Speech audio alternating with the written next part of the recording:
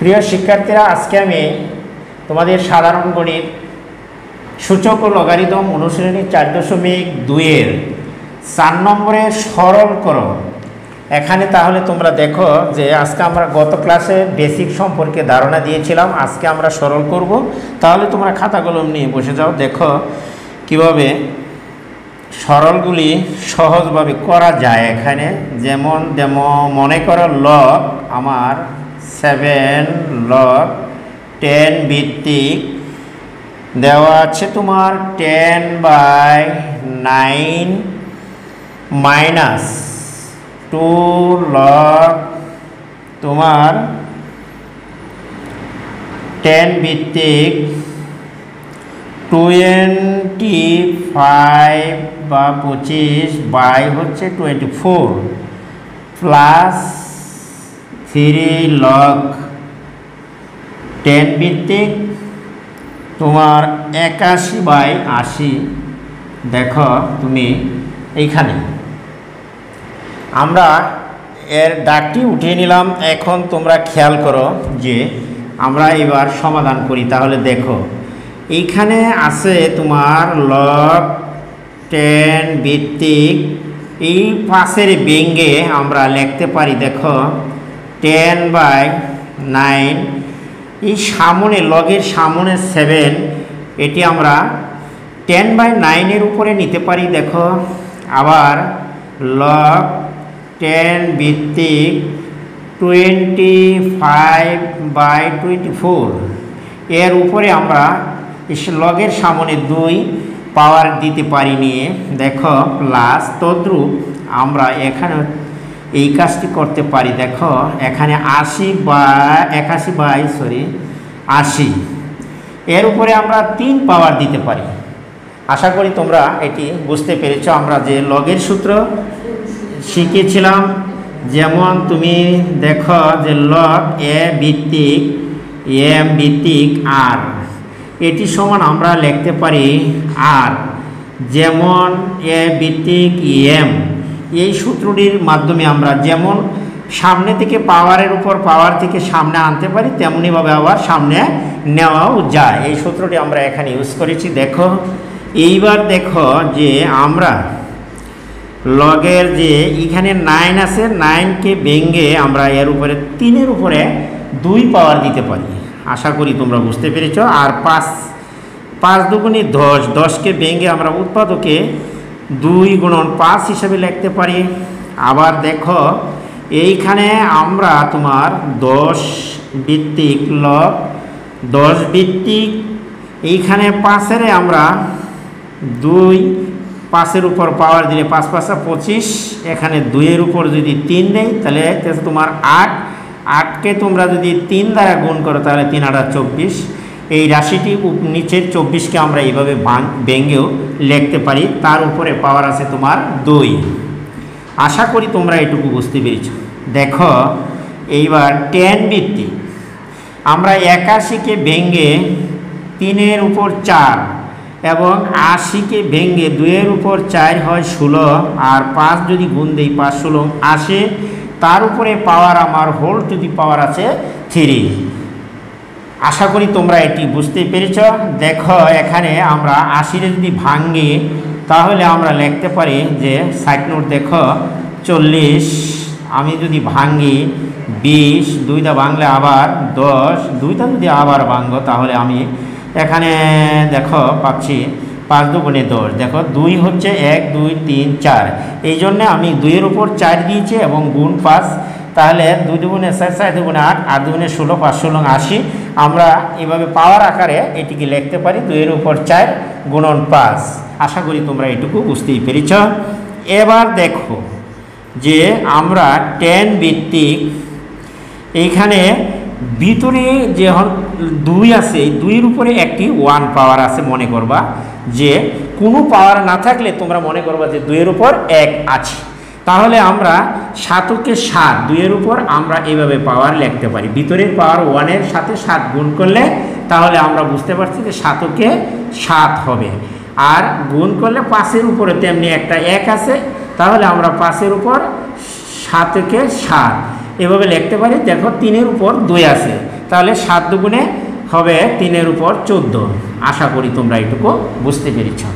এখন এখানে আছে তোমার মাইনাস, এই মাইনাস এখানে রয়ে গেল। আমরা যদি লিখি দেখো 10 ভিত্তিক, তদ্রূপ আমরা 2 দুগুণে এটিকে ভিতরের পাওয়ার আর বাহিরের পাওয়ারের সাথে গুণ করলে আমরা লিখতে পারি, অর্থাৎ 5-এর উপর 5 টু দি পাওয়ার 4 হিসাবে আমরা লিখতে পারি। 2-এর উপর নিচে দেখো তদ্রূপ 3 দুগুণে 6 লিখতে পারি, আবার তোমার 3-এর উপর 2ও লিখতে পারি। আশা করি তোমরা এটুকু বুঝতেই পেরেছ।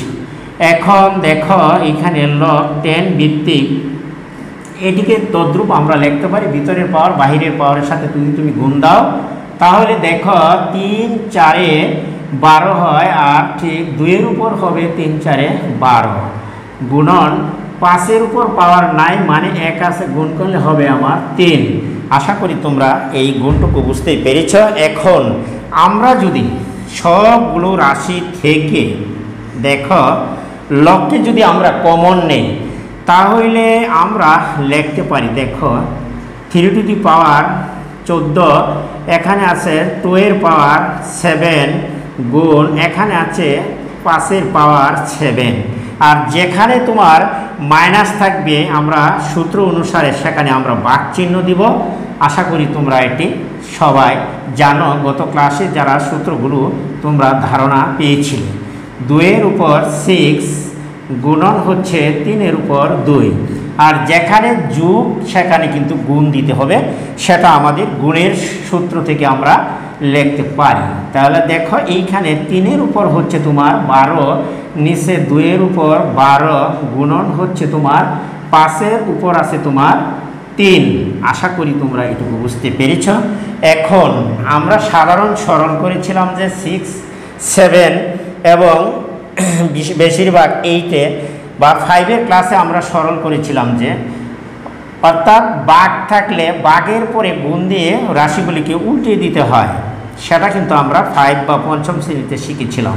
তাহলে দেখো 3 টু দি পাওয়ার 14 উপরে আছে 2 টু দি পাওয়ার 7 গুণন হচ্ছে 5 টু দি পাওয়ার 7, এটুকু গুণ দিয়ে যদি তুমি উল্টিয়ে দাও তাহলে 2 টু দি পাওয়ার 6 যাবে উপরে, আর 3 টু দি পাওয়ার 2 যাবে উপরে, নিচে চলে আসলো তোমার 5 টু দি পাওয়ার 4।